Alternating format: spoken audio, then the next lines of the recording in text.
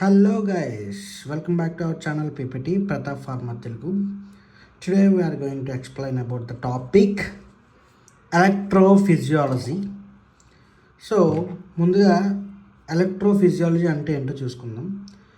Electrophysiology is nothing but the electrical activity of a particular organ. ఇప్పుడు electroconductivity of heart అంటే heart యొక్క impulse ఎలా generate అవుద్ది, pulse ఎలా జనరేట్ అవుతుంది, అండ్ కండక్షన్ ఎలా జరుగుతుంది, అండ్ ఒక హార్ట్ బీట్ ఎలా స్టార్ట్ అవుతుంది. ఇప్పుడు మనకి హార్ట్ సౌండ్స్ అనేవి 4 ఉంటాయి, S1 S2 S3 S4 అని. సో అందులో హియరబుల్ సౌండ్స్ 2 S1 S2. లబ్డబ్, అసలు ఆ లబ్డబ్ ఎలా స్టార్ట్ అవుతుంది అనేది కూడా మనం ఎలా చదువుకుంటాం, ఎలక్ట్రోఫిజియాలజీ ఆఫ్ హార్ట్ అని ఇక్కడ చదువుకుంటాం. అయితే ఇక్కడ మనకి కమింగ్ టు అసలు బేసిక్గా ఎలక్ట్రోఫిజియాలజీ అంటే ఏంటి, పర్టికులర్గా నర్వ్ సిస్టమ్ని దగ్గరే మనం ఎలక్ట్రోఫిజియాలజీ అని ఎందుకు చెప్పుకున్నాం అనేది ఈరోజు మనం మాట్లాడుకుంటాం అనమాట.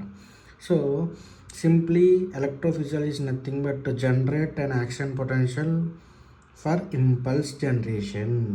ఓకే, కమింగ్ టు ఎలక్ట్రోఫిజియాలజీ ఇంట్రడక్షన్కి వస్తే, neuron is a special type of cell found in our nervous system which is able to generate, carry and transmit nerve impulses.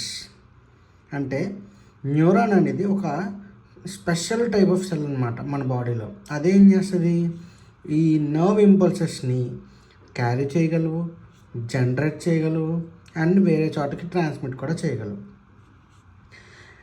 Next point, electrophysiology is nothing but the study of electrical property of a neuron. అంటే సింపుల్గా electrophysiology ఏంటంటే ఒక neuron యొక్క electrical యాక్టివిటీని మనం electrophysiology అని అంటున్నాం. And సింపుల్గా దీన్ని ఎలక్ట్రోఫిజియాలజీ ఆఫ్ న్యూరాన్ అని కూడా అనుకోవచ్చు, అది nervous system. In electrophysiology we basically study about how nerve impulse generates, how stimulus changed membrane ion concentration, how stimulus converted into nerve impulse. అంటే ఏంటంటే ఇప్పుడు అసలు ఇంపల్స్ ఎలా జనరేట్ అవుద్ది, నెక్స్ట్ ఆ జనరేట్ అయిన ఇంపల్స్ దాని యొక్క అయాన్ కాన్సన్ట్రేషన్ ఏంటి, మెంబ్రేన్ అయాన్ కాన్సన్ట్రేషన్ ఏంటి, అండ్ ఫైనలీ ఆ వచ్చిన అయాన్ కాన్సన్ట్రేషన్ ఆ ఇంపల్స్ నర్వ్ ఇంపల్స్ కింద ఎలా మారుతుంది అనేది ఈ ఎలక్ట్రోఫిజియాలజీ ఆఫ్ హార్ట్లో మనం మాట్లాడుకుంటాం. ఓకే, ఫస్ట్ ఈ ఎలక్ట్రోఫిజియాలజీ గురించి మాట్లాడుకునే ముందు మనం యాక్షన్ పొటెన్షియల్ అంటే ఏంటో తెలుసుకోవాలండి. యాక్షన్ పొటెన్షియల్ గురించి తెలుసుకుంటే డెఫినెట్లీ నర్వ్ ఇంపల్స్ ఏంటో తెలిసిపోతుంది అనమాట. సో ఇక్కడ చూడండి, action potential is the potential difference generated across the membrane of neuron due to disbalance of positive and negative charges, which is ultimately give rise to generate of nerve impulses.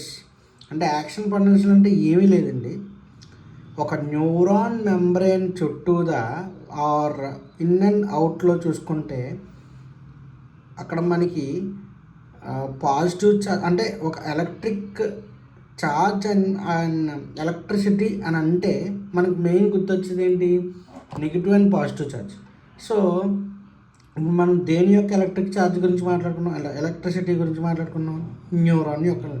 So neuron యొక్క membrane in and అవుట్లో ఉన్న positive and negative charges యొక్క disbalance అంటే సరిగ్గా సరితూలత లేకపోవడం వల్ల వచ్చే generate అయ్యే ఇంపల్స్ని ఏమంటాం, నర్వ్ ఇంపల్స్ అంటాం.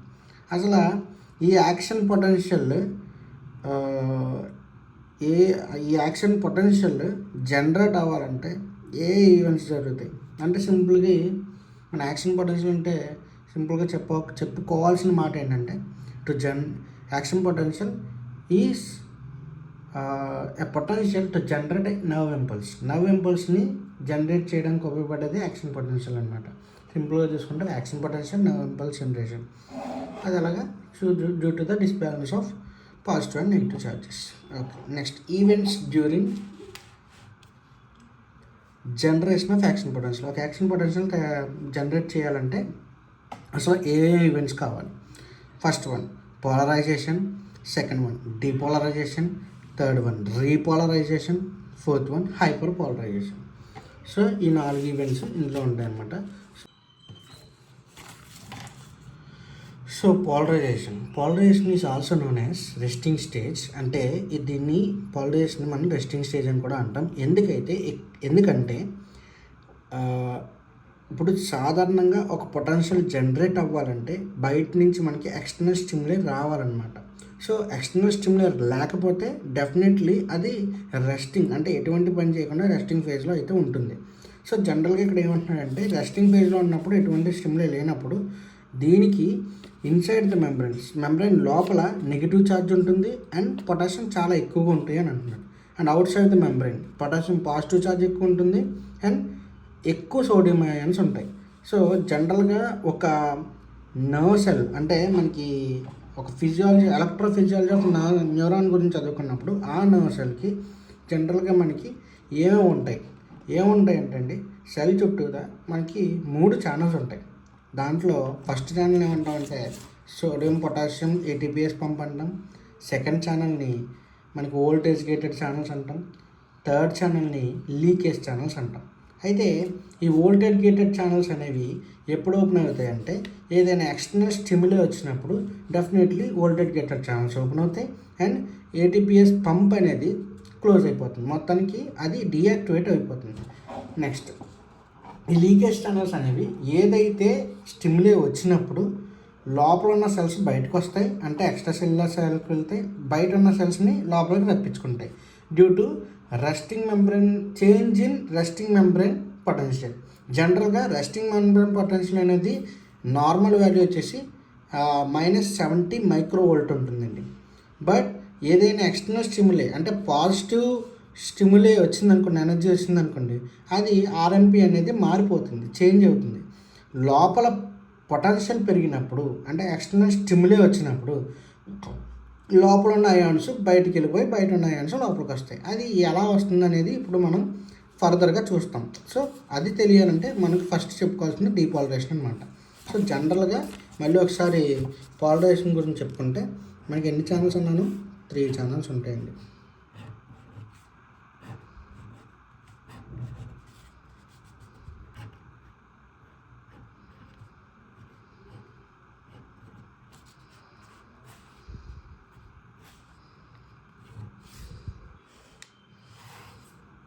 So 3 channels. Inside the cell ఏంటి? Negative charge. Out the cell positive charge. So దీన్ని ఇంట్రా సెల్యులర్ రీజన్ అంటాం, దీన్ని దీన్ని ఏమంటాం? ఇంట్రా సెల్యులర్ రీజియన్ అంటాం, అంటే సెల్ లోపల. దీన్ని ఎక్స్ట్రా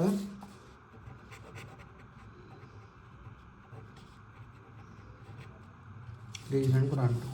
సో ఇంట్రా సెల్యులర్ రీజన్లో ఎక్కువ ఉన్నాయి హై పొటాషియం అయాన్స్ ఉంటాయి. ఎక్స్ట్రా సెల్యులర్లో హై సోడియం అయాన్స్ ఉంటాయి. అయితే ఇక్కడ మనం ఏం చెప్పుకున్నాం?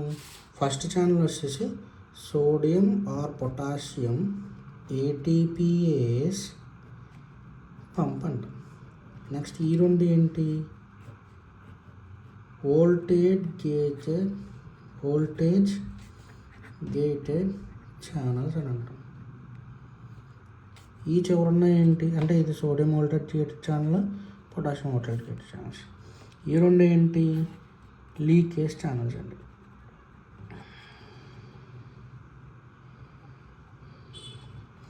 సో ఇది కూడా sodium leakage channel, potassium leakage channel. ఇవి ఎప్పుడు పనిచేస్తాయి అంటే ఒక ఎక్స్టర్నల్ స్టిమ్యులర్ వచ్చినప్పుడు ఏ అయాన్ అయితే లోపలికి వెళ్తుందో అప్పుడు సేమ్ అదే లోపలికి వెళ్ళి అయానే లోపలికి లీక్ అయిపోయి బయటికి ఎక్కువైపోయిన పొటాషియం ఏదైతే ఉందో ఆ పొటాషియం బయటకు వచ్చేస్తుంది అనమాట. ఇది ఎక్స్చేంజ్ ఆఫ్ అయాన్స్ జరుగుతుంది డ్యూరింగ్ రెస్టింగ్ మెంబ్రెయిన్.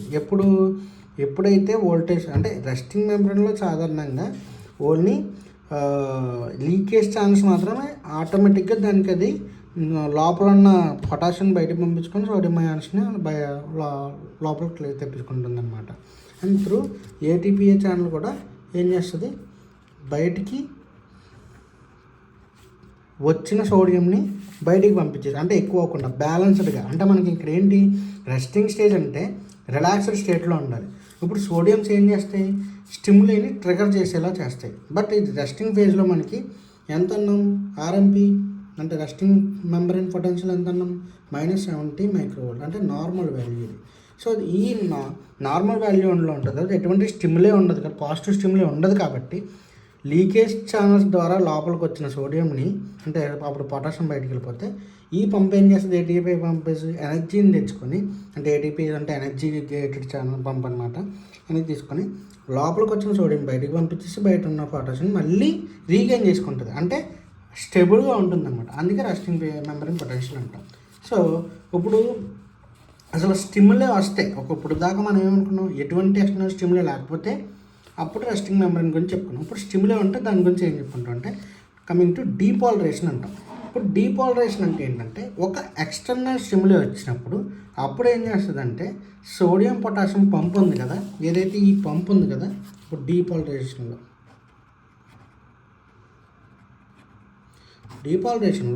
ఈ సోడియం పొటాషియం పంప్ని డీయాక్టివేట్ చేసేస్తుంది. అసలు ఈ సోడియం పొటాషియం పంప్ పనిచేయదు. అప్పుడు ఏం చేస్తుంది, now sodium ions continuously increased in the cell membrane via leakage channels. ఎప్పుడైతే ఈ సోడియం పొటాషియం పంప్ అనేది డీయాక్టివేట్ అయిపోతుందో దెన్ ఆటోమేటికల్లీ లీకేజ్ ఛానల్స్ సోడియంని లోపలికి పంపించడం మొదలు పెడతాయి. అప్పుడేమవుతుంది, సోడియంస్ ఇంక్రీజ్ అయిపోతాయి. సో మనం చెప్పుకున్నట్టు ఎప్పుడైతే మనకి ఎక్స్టర్నల్ స్టిమ్యులే వస్తుందో, ఒక స్టిమ్యులస్ క్రియేట్ అవుతుందో, comes when the stimulate comes it deactivates the sodium potassium ATPase pump. ఈ పంప్ని డీయాక్టివేట్ చేస్తుంది. ఇది డీయాక్టివేట్ చేసినప్పుడు లీకేజ్ ఛానల్స్ ఏం చేస్తాయి, సోడియంని లోపల పంపించుకుంటాయి. అంటే లోపల ఇంట్రాసెల్యులర్ రీజన్స్లో సోడియం ఇంక్రీజ్ అయిపోతుంది. ఆటోమేటిక్గా సోడియం ఇంక్రీజ్ అయితే ఏమవుతుంది, ఈ లీకేజ్ ఛానల్స్ పొటాషియం బయటికి తవరేస్తాయి. ఓకే, ఈ టైంలో ఏం జరుగుతుందంటే లోపల మెంబ్రేన్ పొటెన్షియల్ అనేది పాజిటివ్గా ఛార్జ్ అంటే పాజిటివ్లీ మారిపోతుంది. మొత్తం ఛార్జ్ అంతా ఏమవుతుంది, నెగిటివ్ ఛార్జ్ కాస్త, అంటే మనకి రెస్టింగ్ మెంబ్రేన్ నెగిటివ్ ఛార్జ్ ఉంది కదా, డీపాలరైజేషన్లో ఏం జరుగుతుందంటే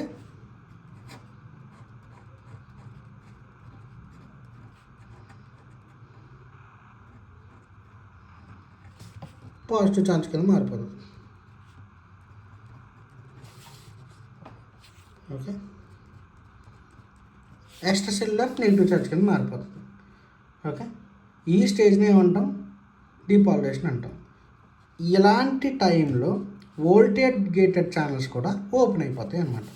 ఇక్కడ ఈ డీపాలరైజేషన్ స్టేజ్లో రెస్టింగ్ మెంబ్రేన్ పొటెన్షియల్ వచ్చేసి +30 ఉంటుందండి, 30 మైక్రోవాట్. ఓకే, సో దీన్ని మనం ఏమంటాం, డీపాలరైజేషన్ అంటాం. ఓకే, సో నెక్స్ట్ ఇక్కడ చూడండి, మళ్ళీ ఒకసారి దీని గురించి చూద్దాం. సో మనం ఇందాక డీపాలరైజేషన్ గురించి చెప్పుకున్నాం కదా, నేను చెప్పినట్టు ఎప్పుడైతే స్టిమ్యులస్ వచ్చిందో వెన్ స్టిమ్యులస్ కమ్, ఏ ఛానల్ మనకి క్లోజ్ అయిపోయిందండి, డీయాక్టివేట్ అయిందండి, sodium potassium ATPase pump channels అనేవి డీయాక్టివేట్ అయిపోయినాయి. అప్పుడు డీయాక్టివేట్ అయినప్పుడు ఏమేం జరిగింది, లీకేజ్ ఛానల్స్ సోడియంని ఇంట్రాసెల్యులర్ ఛానల్స్లోకి లీక్ చేసేసి పొటాషియం బయటికి పంపించేసింది. ఆటోమేటిక్లీ ఏం ఓపెన్ అయినాయి, sodium voltage gated channels open అయిపోయి potassium voltage gated channels close అయిపోయినాయి.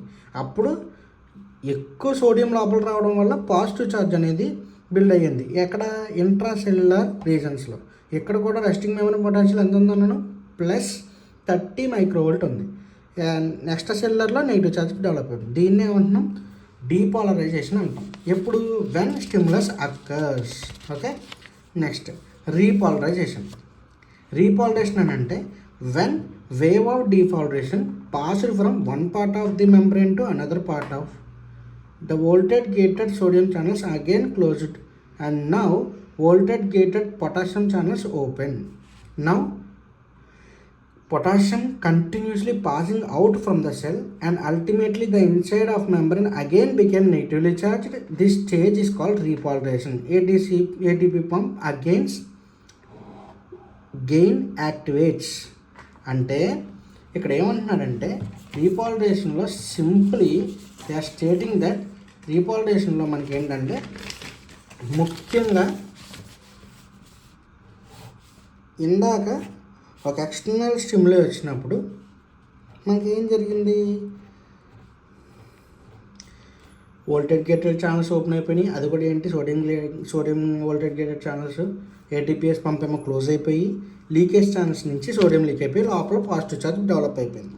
కానీ డీపాలరైజేషన్ జరగడంలో ఏమైందంటే ఒక డీపాలరైజేషన్ ద్వారా మనకి ఒక పర్టికులర్ వే ఆఫ్ డీపాలరైజేషన్ వల్ల ఏమైందంటే ఒక పార్ట్ ఆఫ్ మెంబ్రెయిన్ ఇంకో పార్ట్ ఆఫ్ మెంబ్రెయిన్కి పాస్ అయిపోయింది. ఎప్పుడైతే ఒక డీపాలరైజేషన్ వచ్చిందో అది ఒక పార్ట్ అంటే ఒక న్యూరాన్ యొక్క మెంబ్రెయిన్ నుంచి ఇంకో న్యూరాన్కి అది ట్రాన్స్మిట్ అవుతుంది ఇంపల్స్ కోసం.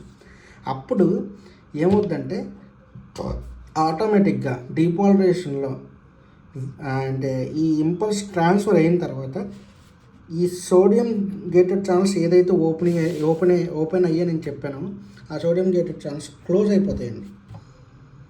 క్లోజ్ అయిపోయి ఈ బ్లాక్ అయిపోయిన ఏటీపీ ఛానల్ మళ్ళీ రీయాక్టివేట్ అవుతుందండి. ఇక్కడ పొటాషియం గేటెడ్ ఛానల్స్ అనేవి ఓపెన్ అవుతాయి.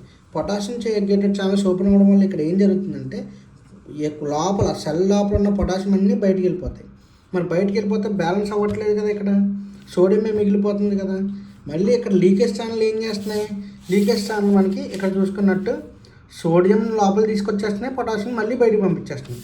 అంటే ఎలా అయితే జరిగిందో సోడియం లోపల పంపించేసి పొటాషియం బయటికి పంపించడానికి ట్రై చేస్తున్నాయి ఎవరు, లీకేజ్ ఛానల్స్.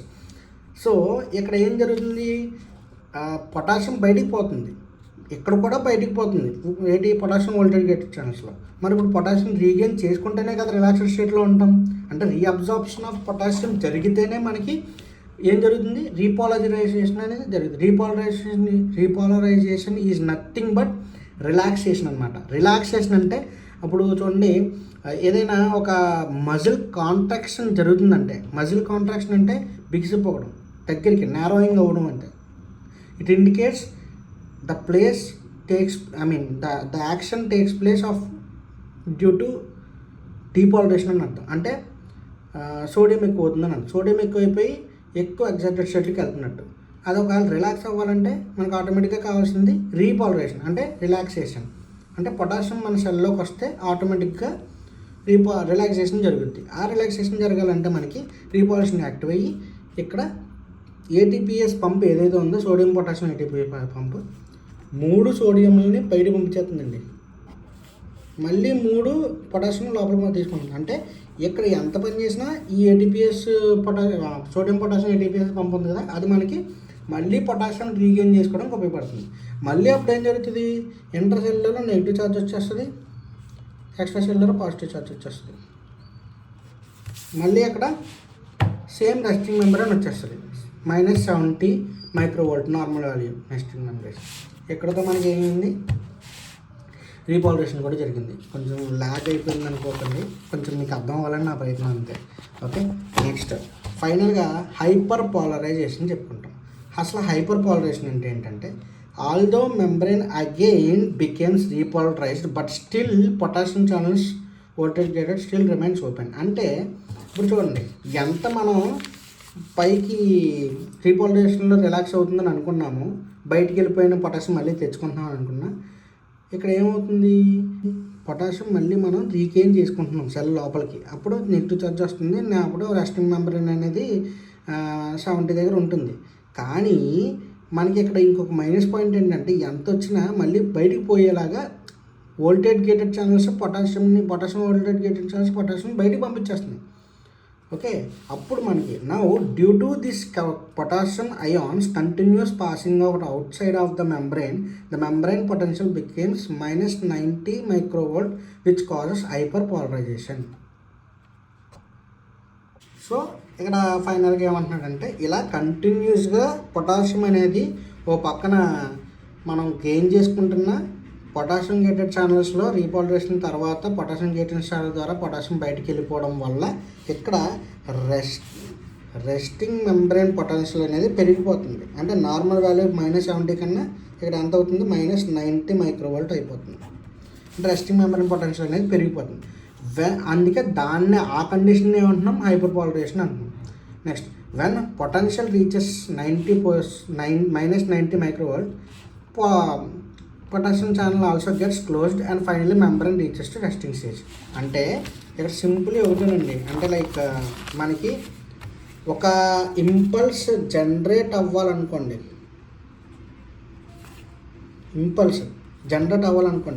ఫస్ట్ మనకి ఏంటి ఖచ్చితంగా ఫస్ట్ ఏం జరుగుతుంది, పాలరైజేషన్ జరుగుద్ది, తర్వాత డీపాలరైజేషన్ జరుగుద్ది, నెక్స్ట్ రీపాలరైజేషన్ జరుగుద్ది, తర్వాత హైపర్ పాలరైజేషన్ జరుగుద్ది, మళ్ళీ ఏమవుతుంది, రెస్టింగ్ ఫేజ్కి వస్తుంది. అంటే లైక్ పాలరైజేషన్ జరుగుతుంది. అంటే ఇది ఒక సైక్లిక్ ప్రాసెస్లో జరుగుతుందండి ఇంపల్స్ జనరేషన్ అనేది. ఒక ఇంపల్స్ జనరేట్ అవ్వాలంటే మనకి రెస్టింగ్ ఫేజ్ నుంచి ఎగ్జైటెడ్ స్టేట్కి వెళ్ళి మళ్ళీ రెస్టింగ్ ఫేజ్కి వస్తుంది. సో రెస్టింగ్ ఫేజ్ ఏంటి ఇక్కడ మనకి, పాలరైజేషన్. రెస్టింగ్ ఫేజ్ నుంచి డీపాలరైజేషన్ జరిగి ఎగ్జైటెడ్ స్టేట్లోకి వెళ్ళి అది డీపాలరైజేషన్ ద్వారా మనకి బీపీ పెరగడం, అంటే like increased BP, increased pressures of our body, and at an excited state again it controlled and takes place repolarization and relaxes the muscle, and finally hyperpolarization due to excess efflux of potassium. లాస్ట్లో హైపర్పాలరైజేషన్ అయిపోయిన తర్వాత ఎక్కువ potassium పోవడం వల్ల మనకి resting membrane potential అనేది పెరుగుతుంది. ఎంతకి, -90 మైక్రోవోల్ట్కి. ఎప్పుడైతే -90 మైక్రోవోల్ట్కి చేరుకుందో ఆటోమేటిక్గా పొటాషియం వోల్టేజ్ గేటెడ్ ఛానల్స్ కూడా క్లోజ్ అయిపోతాయి. ఎప్పుడైతే potassium voltage gated channels close అయిపోతాయో ఫస్ట్ చెప్పుకున్న రెస్టింగ్ మెంబ్రేన్ స్టేజ్లోకి వెళ్ళిపోతాయి పాలరైజేషన్. ఈ 2 ఛానల్స్ క్లోజ్ అయిపోవడం, ఓన్లీ ఇది ఐటీపీఎస్ పంపును ఈ లీకేజ్ ఛానల్స్ మాత్రమే రెస్టింగ్ ఫేజ్లో బ్యాలెన్స్డ్గా ఎక్స్చేంజ్ చేసుకుంటాయి. అంటే ఇదంతా ఒక సైక్లిక్ ప్రాసెస్లో జరుగుతుంది. ఏది, ఎలక్ట్రోఫిజియాలజీ ఆఫ్ న్యూరాన్. ఒక న్యూరాన్ యొక్క ఎలక్ట్రోఫిజియాలజీ ఒక సైక్లిక్ ప్రాసెస్లో జరుగుతుంది. పాలరైజేషన్, డీపాలరైజేషన్, రీపాలరైజేషన్, హైపర్పాలరైజేషన్, అగైన్ పాలరైజేషన్, అంటే లైక్ సైక్లిక్. సో ఫైనల్గా ఎప్పుడైతే 90 మైక్రోవోల్ట్కి -90 మైక్రోవోల్ట్కి రీచ్ అవుతుందో హైపర్ పాలరైజేషన్ ద్వారా, అప్పుడు పొటాషియం ఛానల్స్ క్లోజ్ అవుతాయి. సో ఒక రెస్టింగ్ ఫేజ్లోకి రావాలంటే ఖచ్చితంగా వోల్టేజ్ గేటెడ్ ఛానల్స్ అనేవి క్లోజ్లో ఉన్నప్పుడు మాత్రమే రెస్టింగ్ ఫేజ్లోకి వస్తుంది. Okay, I hope you can understand. ఇక్కడ మనకి గ్రాఫికల్గా రిప్రజెంటేట్ చేశాడు, అంటే లైక్ ఎంత థ్రెషోల్డ్ వోల్టేజ్ తీసుకున్నాడు, డీపాలరైజేషన్ ఎప్పుడు జరుగుతుంది, స్టిమ్యులస్ ఎప్పుడు వెళ్ళింది, రెస్టింగ్ ఫేజ్ మళ్ళీ ఎప్పుడు వచ్చింది. సో ఇక్కడ చూడండి, రెస్టింగ్ ఫేజ్ -70కి వచ్చింది. అంటే ఇది సింపుల్, ఇప్పుడు దాకా చెప్పుకున్నది మనం గ్రాఫికల్గా పెట్టుకున్నాం అంతే. సో ఇది పాలరైజేషన్. ఎప్పుడైతే స్టిమ్యులస్ అంటే బాగా ఇక్కడ ఎగ్జైటెడ్ స్టేట్కి వచ్చింది దాన్ని ఏమంటాం, డీపాలరైజేషన్. థ్రెషోల్డ్ లిమిట్ ఎక్కడికి వెళ్ళింది, 30కి వెళ్ళిపోయింది. 70, 50 years, 30 years అంటే 3 years అంటే 30 years ఇప్పుడు చూసుకుంటే 30s. సో డీపాలరైజేషన్ +30 మైక్రోవోల్ట్స్కి వచ్చింది. Next after that relaxing state, repolarization జరిగితే మళ్ళీ ఏమైంది, బాగా తక్కువకి వచ్చింది. అంటే లైక్ బిలో థ్రెషోల్డ్ లిమిట్, అంటే -70 నుంచి -65 అలా వచ్చేసింది. ఎప్పుడైతే దాన్ని ఏమంటున్నాం, -70 కదా, రీపాలరైజేషన్ జరుగుతుంటే అప్పుడు ఏమైంది, -70 నుంచి ఇంకా వోల్టేజ్ గేటెడ్ ఛానల్స్ ఓపెన్గానే, పొటాషియం వోల్టేజ్ గేటెడ్ ఛానల్స్ ఓపెన్గా ఉండడం వల్ల అది -90కి వెళ్ళిపోయింది. ఏంటిది, థ్రెషోల్డ్ లిమిట్ -90కి వెళ్ళిపోవడం వల్ల ఎప్పుడైతే -90కి వచ్చిందో అది ఆటోమేటిక్గా మళ్ళీ పొటాషియం ఛానల్స్ని క్లోజ్ చేసేస్తుంది.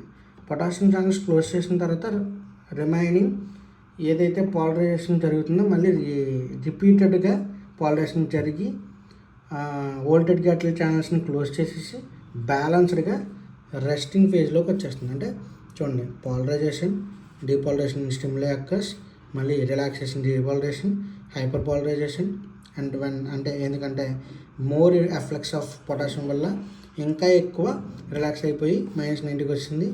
ఆ -90కి వచ్చిన వల్ల potassium voltage gated channels close అయిపోయి మళ్ళీ తిరిగి అది రెస్టింగ్ ఫేజ్లోకి వచ్చేసింది. సో మళ్ళీ అక్కడ ఏం జరుగుతుంది, మళ్ళీ రిపీట్ పాలరైజేషన్, రీపాలరైజేషన్, హైపర్ పాలరైజేషన్, మళ్ళీ రెస్టింగ్ ఫేజ్, మళ్ళీ పాలరైజేషన్, రీపాలరైజేషన్, కిందకి హైపర్ పాలరైజేషన్, రెస్టింగ్ ఫేజ్, అలా సైక్లిక్గా జరుగుతుంది అనమాట. ఈ వోల్టేజ్ టైంకి గ్రాఫ్ వేసుకుంటే మనకి ఎంతలా ఉందన్నమాట. ఎంత టైం లిమిట్లో ఉందనేది కూడా చెప్పుకోవచ్చు ఈ గ్రాఫ్ యూజ్ చేసుకొని. So that's it for electrophysiology of neuron. So ఇప్పుడు ప్రాపర్టీస్, న్యూరాన్ యొక్క ప్రాపర్టీస్ అంటే చూసుకుందాం. సో ప్రాపర్టీస్ ఆఫ్ న్యూరాన్ చూసుకుంటే, or neuron or nerve fibre చూసుకుంటే, neuron or nerve fibre process contains some special properties as follows. ఫస్ట్ది conductivity, excitability, refractory period, unfatigability, all or none law, accommodation. ఏముంటాయండి? Conductivity ఉంటుంది, excitability ఉంటుంది, refractory period ఉంటుంది, unfatigability ఉంటుంది, all or none లా ఉంటుంది, accommodation కూడా ఉంటుంది. ఇవన్నీ ఏంటంటే ఒక న్యూరాన్ యొక్క ప్రాపర్టీస్ అన్నమాట. సో ఫస్ట్ అంటే ప్రాపర్టీస్ నథింగ్ బట్ అసలు ఏమేమి చేయగలదు neuron. Okay, so neuron first thing excitability. Excitability అంటే న్యూరాన్ కెన్ ఎగ్జైటెడ్ అంటే ఎక్స్ట్రీమ్ స్టేజెస్కి వెళ్ళగలదు.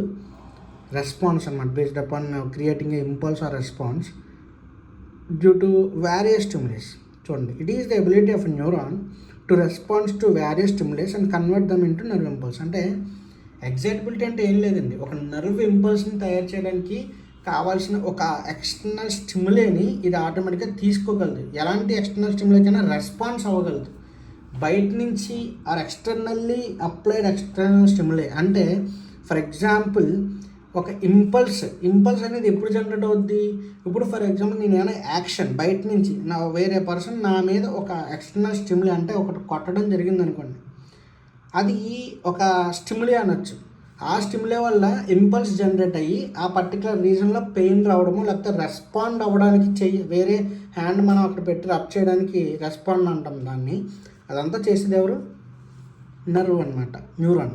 సో అందుకే దాన్నే ఉన్న టర్మ్ని ఎగ్జైటబిలిటీ అంటాం. Conductivity, it is the ability of neuron nerve fibre to conduct nerve impulse అంటే electric impulse along its length from one part to another. అంటే ఒకదాని నుంచి ఇంకో దానికి నర్వ్ ఇంపల్సెస్ని జనరేట్ చేసి కండక్ట్ చేయడం అంటే పంపించడాన్ని మనం ఏమంటున్నాం? కండక్టివిటీ అంటాం. Next refractive period. When the nerve is once excited it will not respond to any other stimulus for a selected time period and this time period is known as refractive period. అంటే for example ఏదైనా ఒక external స్టిమ్యులే అంటే like నా friend వచ్చి నన్ను గిల్లాడు అనుకోండి, like pinching గిల్లినప్పుడు first నాకు నొప్పి రావట్లే. లైక్ గిల్లిన వెంటనే కాకుండా ఒక 5 సెకండ్స్కి నాకు నొప్పి వచ్చింది అనుకోండి. అంటే లైక్ ఎప్పుడైతే ఎగ్జైటెడ్ స్టేట్ వరకు నేను వెయిట్ చేసి ఆ సెలెక్టివ్ టైం తర్వాత రియాక్ట్ అవుతున్నాను కదా, ఈ ఏదైతే మధ్యలో రియాక్ట్ అవ్వని టైం ఉంది కదా, సెలెక్టివ్ టైం 5 సెకండ్స్, దాన్ని రిఫ్రాక్టివ్ పీరియడ్ అంటాం. చూడండి, when a nerve fibre is once excited it will not respond to any other stimuli for selective time. ఎప్పుడైతే రెస్పాండ్ అవ్వని టైం ఉంటుంది చూడండి, అంటే ఫర్ ఎగ్జాంపుల్ పోనీ ఎవరైనా లాగిపడి జంప్ మీద కొట్టినప్పుడు ఫస్ట్ నొప్పి తెలియకుండా ఒక 5 నిమిషాల తర్వాత నొప్పి తెలిస్తే ఆ 5 నిమిషాల పైన అంటే నొప్పి తెలియని టైంని మనం ఏమంటాం? రిఫ్రాక్టివ్ పీరియడ్ అంటాం. Okay, next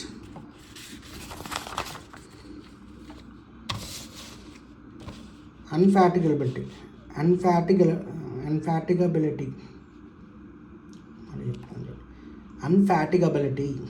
it is the ability of nerve to it is the ability of a nerve to get fatigued even if they receive continuous stimuli.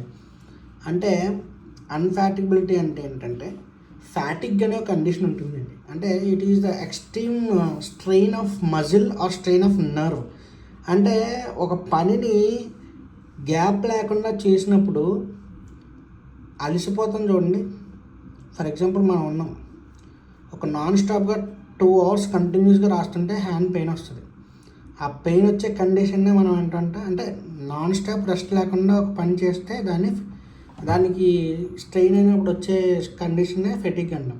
అలాగే నర్వ్కి కూడా ఫెటిగ్ కండిషన్స్ ఉంటాయి. బట్ ఇక్కడ ఏమంటున్నాడు, నర్వ్కి ఆ ఫెటిగ్ కండిషన్ని కూడా తట్టుకునే శక్తి ఉంటుంది. దాన్ని అన్ఫాక్టబిలిటీ అంటాం, ఫ్యాటిగబిలిటీ. It is the ability of a nerve fiber to get fatigued even if they receives కంటిన్యూస్గా నర్వ్ ఇంపల్సెస్ జనరేట్ అవుతున్నా మన నర్వ్ ఫ్యాటిక్ అలసిపోదు. సింపుల్గా చెప్తున్నాను, ఫ్యాటిక్ అంటే అలసిపోవడం అండి. నర్వ్ అలసిపోదు, ఆ గుణం ఉంది. ఆ గుణాన్ని అంటాం, అలసిపోని గుణాన్ని ఫ్యాటిగబిలిటీ అంటాం. Okay, all or none law. It is one of the most important property of nerve fibre. Nerve fiber get excited only at particular threshold strength. Either they will give maximum response or they will give no response. అంటే పర్టికులర్గా nerve fibre అనేది ఎప్పుడు excite అవుతుందంటే ఒక particular threshold strength ఉంటుందండి. Like -70 మైక్రోవోల్ట్ లేకపోతే -90 మైక్రోవోల్ట్ దగ్గర excite అవుతుంది. కానీ ఇక్కడ ఎగ్జైట్మెంట్ ఎప్పుడు వస్తుంది? డీపోలరైజేషన్లో మాత్రమే వస్తుంది. రిలాక్సేషన్ ఎప్పుడు వస్తుంది? -70 మైక్రోవోల్ట్. అంటే డీపోలరైజేషన్ అంటే అక్కడ మనకి థ్రెషోల్డ్ లిమిట్ ఎంత? +30 మైక్రోవోల్ట్. అంటే సో ఒక పర్టికులర్ థ్రెషోల్డ్ స్ట్రెంత్ దగ్గర మాత్రమే అది మ్యాక్సిమం రెస్పాన్స్ ఇవ్వగలదు, లేకపోతే అసలు ఎటువంటి రెస్పాన్స్ అవ్వదు. సో దాన్నే ఆల్ ఆర్ నన్ లా అంటాం, accommodation. It is if the continuous stimuli is applied to the nerve fibres then it will be decrease the excitability of nerve. అంటే రిపీటెడ్గా స్టిములై పంపించినప్పుడు నర్వ్ ఫైబర్స్ ఏం చేస్తాయంటే దాని యొక్క ఎగ్జైటబిలిటీని దానికి ఆటోమేటిక్గా అదే కంట్రోల్ చేసుకుంటుంది. దాన్ని అకామిడేషన్ అంటాం. It controls or decreases the excitability of nerve fibre when the continuous stimuli is applied to the nerve fibre. ఒక నర్వ్ ఫైబర్ కంటిన్యూస్గా స్టిములై అంటే ఎక్స్టర్నల్ స్టిములై కానీ ఇది ఫోర్స్ని అప్లై చేసినప్పుడు బాగా ఎగ్జైట్ అయిపోకుండా దాని ఎగ్జైటబిలిటీని కంట్రోల్ చేయగలదు, అది డిక్రీజ్ చేయగలదు. దాన్నే అకామిడేషన్ అంటాం. అంతే, ఇక్కడతో మనకి ప్రాపర్టీస్ అయినాయండి. That's all for today. Will continue in your next class. Thank you for watching. Please to subscribe, like, share and comment to our channel.